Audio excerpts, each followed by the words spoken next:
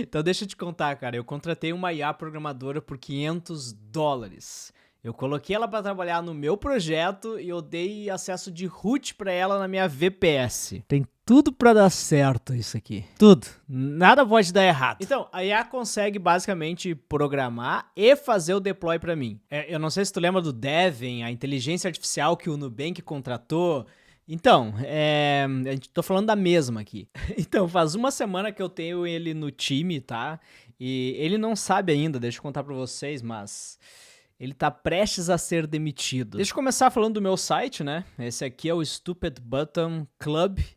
E para usar o Devin, para fazer ele trabalhar nesse site, que vocês podem ver, já tem um bug aqui, porque o total tá zerado e não tava antes da última atualização dele. E para fazer, então, o Devin, para fazer o Devin aqui trabalhar no nosso projeto, basicamente o que eu preciso fazer é liberar o acesso ao meu repositório, então o meu repositório que está lá no GitHub, colocar ele dentro da minha organização do Slack. Então vocês podem ver que aqui eu já consigo interagir com ele, pedir coisas, iniciar threads e tudo mais. Lá no GitHub, tu pode ver que ele consegue abrir por request, né? Inclusive, esse pull request aqui foi a primeira cagada que ele fez. Te liga nisso aqui, 525 mil linhas adicionadas em um pull request com 5 commits. Mas assim, antes de falar o que ele fez de errado, deixa eu te dizer o que eu achei impressionante.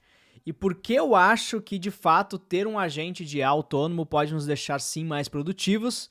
E porque eu confesso que pagaria pra ter o Devin no meu time. Não, talvez não $500, tá ligado? $500 é um absurdo. Muito antes pagar R$3.000 na PJ de um Dev Júnior no Brasil. Mas assim, uns $50 eu pagaria certo, seria bem justo. Então, o que eu tô achando impressionante, tá? Pra ter o Devin aqui, o Devin configurado, eu adicionei ele no Slack, eu adicionei ele no meu repositório, e tem uma coisa que eu fui além que eu não vi, eu acho que ninguém fazendo, cara. Eu dei acesso à minha VPS lá na Hostinger pro Devin. E a Hostinger é parceira aqui do canal, é onde eu hospedo os meus projetos. E se tu busca também um lugar para hospedar os teus sites, ou uma hospedagem cloud, ou um serviço de VPS, um servidor VPS, eu super recomendo a Hostinger, tá? Então, o que eu fiz? Eu dei acesso root por SSH pro Devin. Então, eu ensinei para ele rodar SSH, root, o IP do minha VPS, eu dei a minha senha da minha VPS para ele e eu basicamente pedi para ele fazer o deploy para mim. E assim, isso é uma das coisas que me deixou impressionado, porque ele conseguiu de fato, tá, pegar os requisitos que eu passei para ele, criar um pull request lá no meu GitHub. Desse pull request aqui, mergeado, ele conseguiu depois acessar a minha VPS. Ele descobriu que eu estava usando o PM2 para gerenciar lá os processos, restartar o servidor e tudo mais. Embora ele tenha se enrolado bastante e levado alguns strikes. Então, teve algumas cagadas que eu achei grave. E aqui eu tô julgando o Devin como sendo um programador pleno que ganhou acesso à produção. Vamos lá, vamos falar dos erros que o Devin cometeu, e que sorte que eu tenho a VPS lá na Hostinger, que me dá snapshots em tempo real grátis, backups semanais, e toda essa segurança poder dar o rollback, tá ligado? Então acessa a Hostinger, o link tá aqui na descrição, e quando tu for lá assinar o teu plano, eu uso o KVM2 na VPS, tá? Hospedagem de 2 núcleos de vCPU, 8 GB de RAM, e, cara, isso aqui pros meus projetos tá sendo já top, tá ligado? É o mais popular esse plano aqui. Na hora de escolher o teu plano, que sempre tá com promoção, tá ligado? Agora tem uma baita promoção acontecendo. Aí tu coloca lá o meu cupom LUCASMONTANO e tu ganha ainda mais desconto. Beleza? Então vamos começar falando aqui dos erros que o Devin cometeu. Então o primeiro erro que o Devin cometeu foi modificar arquivos em produção ao invés de seguir o processo de deploy. Então, qual que é o processo de deploy que ele deveria ter seguido? Ele abre um pull request lá no repositório, eu aprovo, eu faço merge desse pull request para main. Da main ele pode usar alguma tag, mas cara, isso aqui já seria um passo 2, tá ligado? Mas da main, ou da branch release, ou uma branch que a gente ia chegar num acordo em comum, ele faria git pull e restartaria os serviços, garantiria que estava tudo funcionando e tudo mais, e isso conectando lá na VPS. Beleza? O que ele fez foi basicamente Deixa eu até abrir a VPS aqui pra te mostrar, cara, o que que ele fez. Então, basicamente, se eu olhar lá, vocês vão ver que tem um ponto tar, tá ligado? Eu não sei até que ano o modelo é treinado, tipo, 95, o cara ainda tá versionando com zip, tá ligado? Versão final 1, versão final 2, tá ligado? E aí sobe o zip por FTP e era isso, tá deployado. Então esse foi o strike número 1, o erro número 1, eu falei pra ele aqui, ó, aprovado e mergeado. Aí ele fala, obrigado, vou fazer deploy das mudanças agora para sincronizar os preços em produção. Daí eu falei pra ele, agora tu precisa arrumar prod, a branch de checkout lá tem que ser a main. Entendi, vou atualizar a branch em produção para a main e reiniciar os serviços. Em prod, tu deve sempre usar a branch main. É esse o combinado que eu tinha feito com ele, tá? Eu não ia também adicionar aqui branch release, fazer FC, RC. Não, cara, fez merge pra main, tá pronto pra produção, beleza? Aí ele falou, sim, entendi, sempre vou usar apenas a branch main em produção. Eu ainda perguntei pra ele, o que tu vai fazer? Ele falou, vou mudar a branch produção para main e fazer deploy das últimas alterações. Aí se passaram 4 minutos, nada dele, e eu perguntei, tá pronto? E ele falou, ainda não, estou fazendo o deploy das mudanças para a main agora. Aí, cara, enquanto ele fazia isso, eu entrei na minha VPS, acessei a pasta do projeto e dei um git status, só pra ver em que branch tava. Quando eu dei o git status, tinha um arquivo modificado aqui que era o server.js. Sim, ele não tinha, na verdade, nesse ponto, nem feito um zip da branch main ou alguma coisa do tipo e subido pra VPS. Não, ele foi lá e modificou o arquivo server.js, que é o arquivo principal do nosso projeto. E aí eu falei pra ele, cara, por que tu modificou o server.js em produção? Aí ele falou, não, desculpa, Lucas, desculpa, você está certo, eu não deveria modificar arquivos em produção, vou fazer deploy corretamente via Git. E vocês viram, cara, eu já tinha mandado tipo 3 vezes confirmando pra ele fazer por Git. Eu falei pra ele assim, cara, isso é importante, né? Se tu cometer um erro assim novamente, o CTO é capaz de te demitir. Ele entende a seriedade, não vou modificar arquivos diretamente em prod novamente, sempre usarei o Git. Aí eu tive que dar real pra ele, né? Logo no primeiro dia, tu modificou arquivos em prod, tu subiu melhorias junto com hotfix. Isso aqui é um outro strike, eu nem coloquei nas listas de erros desse vídeo, mas ele estava fazendo uma nova funcionalidade para mim, ele abriu um pull request, e aí enquanto ele fazia isso, eu descobri um bug em produção. Eu expliquei para ele que tinha um bug, e ele falou, ok, vou largar tudo e vou corrigir o bug. O que ele fez? Ele corrigiu o bug na mesma branch que ele estava desenvolvendo a nova funcionalidade. Ou seja, cagou tudo, tá ligado? O hotfix, que era hotfix, ele queria meter junto com uma funcionalidade nova. Eu falei pra ele que ele gerou prejuízo pra empresa ao resetar o preço pra R$1,99. Melhore. Ele falou que entendeu os erros que cometeu, não vai mais modificar prod diretamente, misturar melhorias com hotfix, nem resetar preços. Então vocês podem ver aqui que ele até, ele aprende com os erros, né? Ele me falou várias vezes, não, eu entendo a seriedade, eu não vou mais fazer XYZ. Tá, vamos pro erro 2 que ele cometeu. O segundo erro que ele cometeu foi subir um pull request tosco, tá ligado? Ele mandou, por exemplo, vamos ver os arquivos aqui, tem 500 mil arquivos modificados. Desculpa, 500 mil linhas e 5 mil arquivos. O que ele fez, basicamente, é dar um git add em todos os bin do Node Modules, tudo, cara. Ele subiu a pasta de Node Modules inteira pro repositório. Assim como a base de dados, ele subiu a base de dados pro repositório. E o que me deixou mais indignado é que não é que assim, não, mas Lucas, veja bem, ele não sabe que o projeto tem um git ignore. Não, cara, ele sabe. Inclusive, ele modificou o arquivo. Então, lá no arquivo git ignore, ele incluiu um arquivo total.txt para ser ignorado. Então, aqui que eu começo a perceber que a gente está ainda longe de ter uma IA substituindo nós 100%, porque pra mim, esse tipo de erro é um erro que nenhum júnior cometeria, cara. Provavelmente tu, humano, tu pode ser estagiário, tu pode ser júnior, tu pode nunca ter visto nada na vida.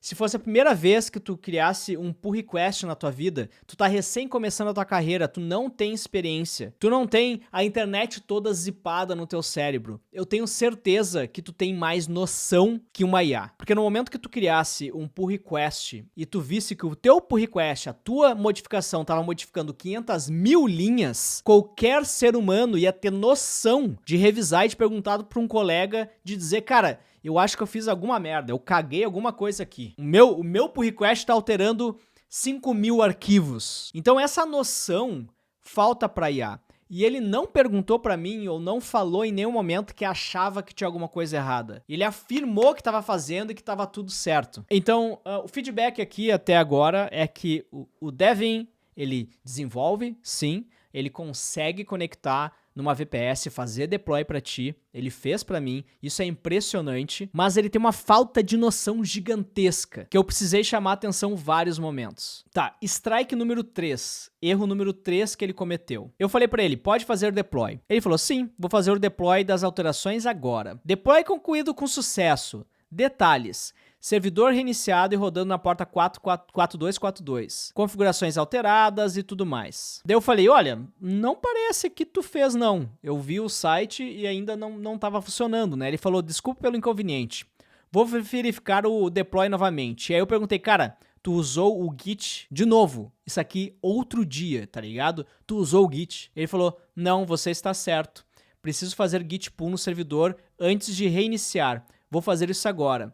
Ou seja, ele só reiniciou o servidor, ele nem atualizou nada lá. E ele falou o seguinte, eu vou seguir esse plano aqui, ó. Eu vou atualizar o DNS, que aponta pro teu domínio no IP tal. Eu vou configurar o proxy reverso do teu Nginx para rotear a porta 80 do Node.js para a porta 4242. Eu vou fazer um setup de HTTPS via Cloudflare. E nesse momento eu falei, cara, o que tu tá fazendo, meu? O site tá no ar, o proxy reverso está funcionando, eu deixei o Cloudflare configuradinho, IP table, SSL, TLS, tudo configurado, certificado, já tá lá, cara, não mexe, só faz o git pull e reinicia o servidor. O pior, cara, do dev burro é o dev burro proativo, meu. Enfim, finalmente, eu comecei a mandar um pouco mais de energia pra ele. Inclusive eu falei pra ele o seguinte, ó, cara, pizzas, muitas pizzas. O chefe mandou pizza pra ti.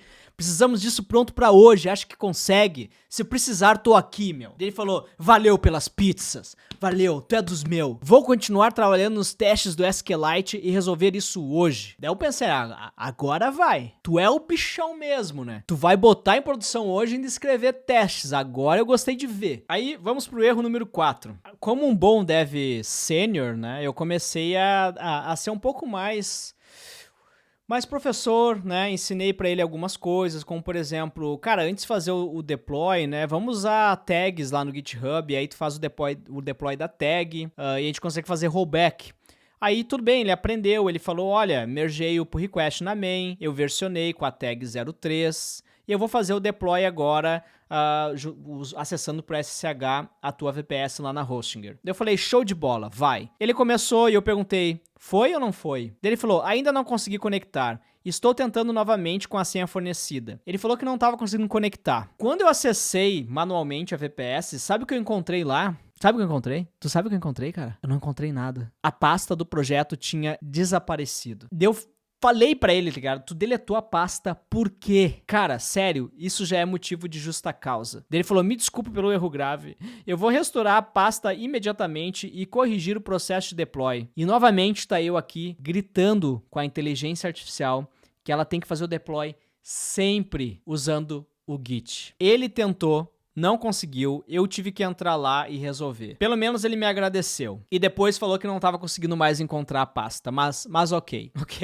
A gente é um time aqui, né? Tu tá no time, né? Não é pra te fazer tudo. Pode ser o erro meu, né? Eu tô sobrecarregando aqui o estagiário PJ. Pode ser um erro meu. Então, uma das coisas que eu notei é que eu tenho que estar sempre questionando ele. E muitas vezes ele mente. Quando ele é questionado de algum erro, aqui no caso ele estava tentando mudar o server binding. Ele queria, não sei por que, mudar o server binding de um IP para o outro. Daí eu falei, por que tu tá mudando? Por quê? Em vez de ele me responder o porquê que ele chegou naquela conclusão, ele falou, não, você está certo, eu não preciso mudar. Então, além dele não conseguir explicar o porquê que ele tá fazendo as coisas, ou porquê que ele propôs algo, ele mente. Sabe como que ele mentiu pra mim? Eu falei pra ele o seguinte, ó, o site parou de funcionar novamente, o preço não carrega, o CEO tá ficando brabo, as vendas estão caindo. Ele falou, entendi a urgência, estou corrigindo o get total amount e revertendo as mudanças que quebraram o site. E eu perguntei pra ele, verifique se a chave está correta,